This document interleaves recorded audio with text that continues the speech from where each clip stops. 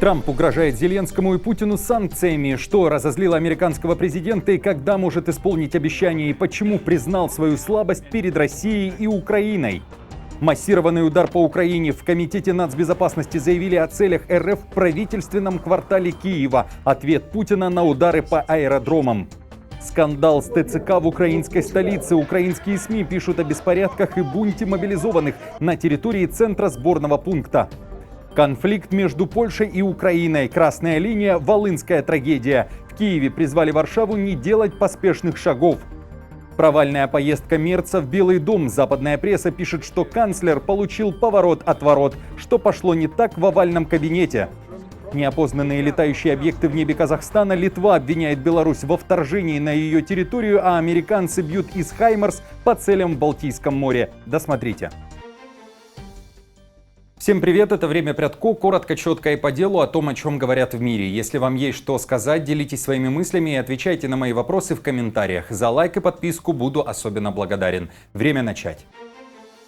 И начнем со скандала в киевском ТЦК. Украинцы массово обсуждают беспорядки, кто-то же называет это бунтом мобилизованных в территориальном центре комплектования в одном из районов украинской столицы. Конфликт произошел во время подготовки команд к отправке граждан, призванных по мобилизации, в учебные центры. На кадрах, которые были опубликованы в сети, слышен спор мобилизованных с военными. Кроме того, украинцы баррикадируют двери в помещении, где расположены кровати.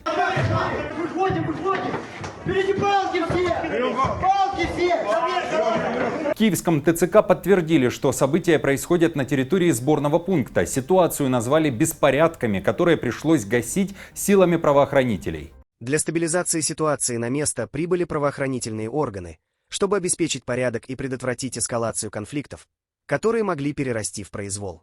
В дальнейшем граждане, призванные по мобилизации, были направлены в учебные центры в соответствии с распределением команд. Напомню, буквально на прошлой неделе в Украине был представлен специальный учебник с инструкциями для работников ТЦК, в котором прописаны правила диалога и поведения представителей территориальных центров комплектования при осуществлении мероприятий мобилизации.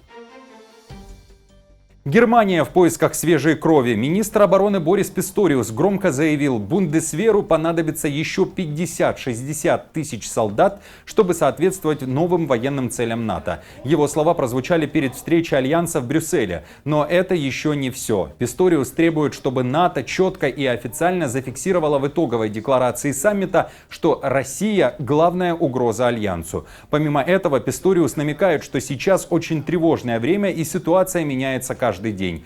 Путина он обвинил в полном игноре разговоров о мире и считает, что сейчас, как никогда, Украина должна быть приглашена на саммит НАТО.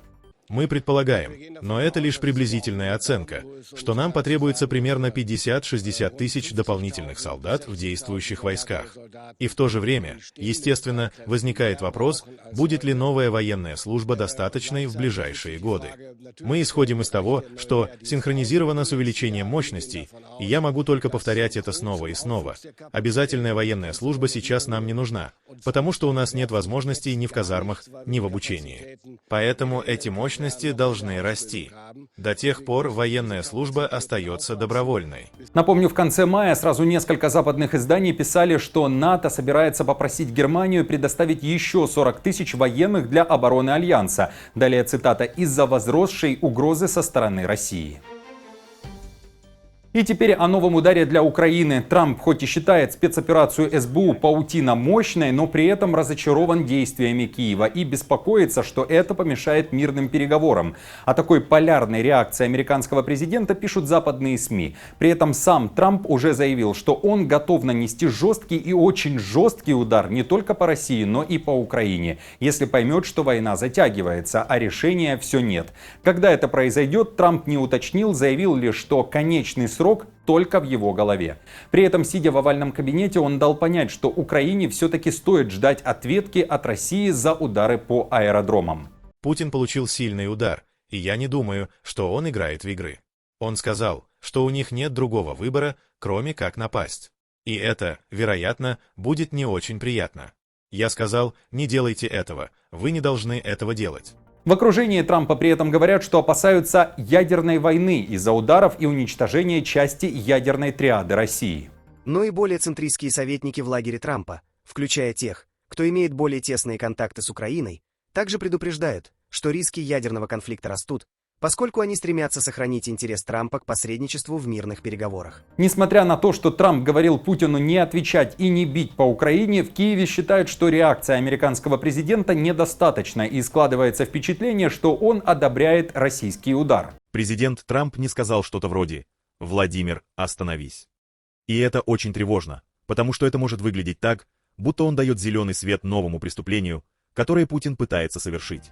В Украинском комитете по вопросам нацбезопасности, обороны и разведки Украины днем 5 июня заявили, что действительно ждут ответного удара, который может быть нацелен даже на правительственный квартал, на Банковую или же на Верховную Раду. Цель будет громкой. 101%. Вопрос только в том, как они это сделают. Еще раз говорю, просто нанести по нам удар шахедами и дронами. С одной стороны, они могли бы представить это у себя как какой-то ответный удар, но они хотят показать что-то мировому сообществу. Поэтому, я не знаю, возможно, это будет по центрам принятия решений, возможно, по нашему кварталу, где находится Верховная Рада, Кабинет министров, не знаю. Точно не знаю, но я знаю, что они что-то готовят. Поэтому, конечно, если будут сигналы тревоги, нужно всем прятаться, идти в укрытие. Зеленский при этом считает, что это не Россия должна бить, а США по России санкциями. В Киеве намекают, что лишь это путь к остановке войны. Давайте послушаем заявление Зеленского. Очень рассчитываем на решительные шаги. Это то, чего сейчас не хватает, и что может заставить этих подлецов в Москве заставить почувствовать, что они войну не потянут. Это надо обеспечить. Поэтому нужны новые и достаточные санкции, в первую очередь от США. О давлении на Россию говорил накануне и канцлер Мерц. Он прибыл в Вашингтон, остановился в известнейшем Блэйр Хаус, который считается самым роскошным отелем в мире. Мерца ожидала розовая спальня, где ночевали принцесса Диана и Жаклин Кеннеди. Канцлер при этом подарил Трампу свидетельство о рождении его деда, который родился в Германии. Мерц ко всему назвал Трампа ключевой фигурой, которая может завершить войну. Я думаю, мы оба согласны с тем, что эта война ужасна, и как ужасно, что она продолжается. И мы оба ищем пути, чтобы остановить ее как можно скорее. И я сказал президенту до того, как мы вошли в овальный кабинет, что он сейчас ключевая фигура в мире, которая действительно может это сделать, оказывая давление на Россию. И мы еще вернемся к этому обсуждению, как мы можем действовать совместно, европейцы и американцы. Нью-Йорк Таймс при этом пишет, что Мерц прибыл в Вашингтон, надеясь убедить Трампа играть более активную роль в защите Украины, используя непревзойденную мощь США для принуждения России к прекращению огня. Но получил совершенно иной ответ. Трамп, по сути, развел руками, заявив, что Соединенные Штаты сейчас ничего не могут сделать для завершения войны между Россией и Украиной, пишут авторы материала, тем самым признал свою слабость. Через пару часов после этих событий в Белом доме в Украине включилась воздушная тревога. Начался массированный налет ударных БПЛА. Атака пришлась и на запад страны. Сообщалось о беспилотниках, которые направлялись в Хмельницкую область.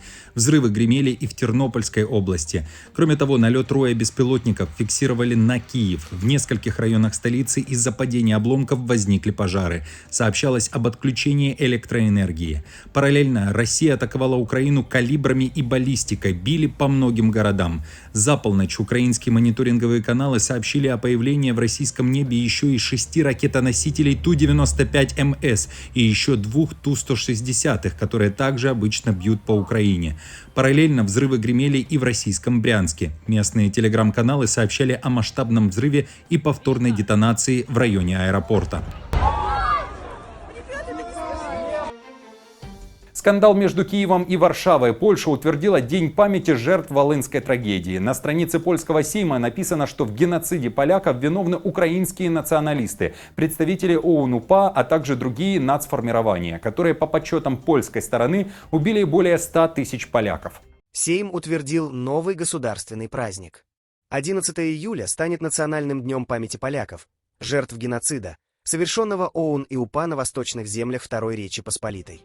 Заявление Польши прокомментировали в украинском МИДе. Там назвали такие заявления идущими вразрез с духом добрососедских отношений между странами. Шаг Варшавы не способствует достижению взаимопонимания и примирения, заявляет МИД Украины. Там также акцентировали внимание на том, что Киев выступает за научное, беспристрастное изучение сложных страниц общей истории. Это была цитата. Кроме того, заявления назвали предвзятыми и с политическим контекстом и призвали не искать врагов среди украинцев и среди поляков, ведь общий враг Киева и Варшавы, как пишет МИД Украины, Россия. Призываем польскую сторону воздержаться от шагов, которые могут привести к росту напряженности в двусторонних отношениях и подорвать достижения, полученные благодаря конструктивному диалогу и сотрудничеству между Украиной и Польшей. Напомню, в конце прошлого года Киев отменил мораторий 2017 года на эксгумацию тел жертв Волынской трагедии, а уже в апреле этого года стороны заявляли о начале эксгумации, которую поляки ждали 80 лет. Огонь по морю. Литва и США ударили из «Хаймарс» по целям в Балтийском море. Американские морпехи и литовские военные направили удар не по настоящим целям. Все в рамках сценария и в рамках международных учений. Местом действия стал Клайпеда. По сценарию установки «Хаймарс» были оперативно переброшены на литовский берег, чтобы поддержать корабли НАТО ракетным огнем. Это всего второй случай реального боевого применения «Хаймарс» в Литве. В Вильнюсе говорят, что такие действия ярко демонстрируют, как американские системы встраиваются в оборонный щит Восточной Европы. Конечно, в эти нестабильные времена морская пехота, в частности, процветает в условиях хаоса. Нестабильность — это наша специализация. Для нас честь находиться здесь с сильной литовской армией, которая разделяет тот же дух. Я рад быть здесь и вместе справляться с нестабильностью. Вторжение на территорию Литвы. В Вильнюсе заявляют о том, что белорусские пограничники нарушили государственную границу и зашли в Литву. Об инциденте, который расценивают как тревожный, сообщают бойцы литовской заставы. Заявляется, что инцидент произошел в вечернее время. Нарушителей зафиксировали на участке в Вильнюсском районе. Служба охраны государственной границы Литвы сообщает, что на этом участке граница обозначена четко. Полигонометрический столб, пограничные знаки и физический барьер с колючкой против нелегалов. Ошибиться сложно. Сейчас Вильнюсский отряд собирает материалы, выясняет все детали и рассматривает возможность запуска досудебного расследования по факту незаконного пересечения государственной границы. При этом сообщается, что белорусов было 3, и находились они на территории Литвы всего считанные минуты. По предварительным данным, во время патрулирования белорусские пограничники могли зайти на территорию Литвы примерно на 2 метра и сразу же вернуться обратно в Беларусь. Идет ли речь о провокации, ошибке, проверка на бдительность? Как расцениваете действия белорусов и заявления литовской стороны? Поделитесь мнением в комментариях.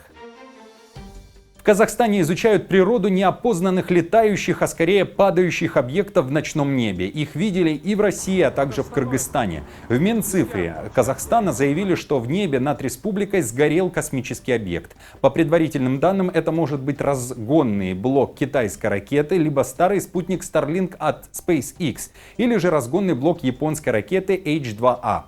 Падение обломков на территорию Казахстана не зафиксировано. В Минобороны Казахстана заявили, что объекты, которые были замечены в небе, не военные. Проводится расследование. Данное явление схоже со входящими в атмосферу остатками обломков космического аппарата или на метеоритный поток. Как правило, все они сгорают в плотных слоях атмосферы, не долетая до земной поверхности. Просим граждан сохранять спокойствие и не распространять недостоверную информацию. Друзья, спасибо вам за комментарии и за поддержку лайком. Новости за неделю, как всегда, собраны в плейлист. Переходите и смотрите. До встречи.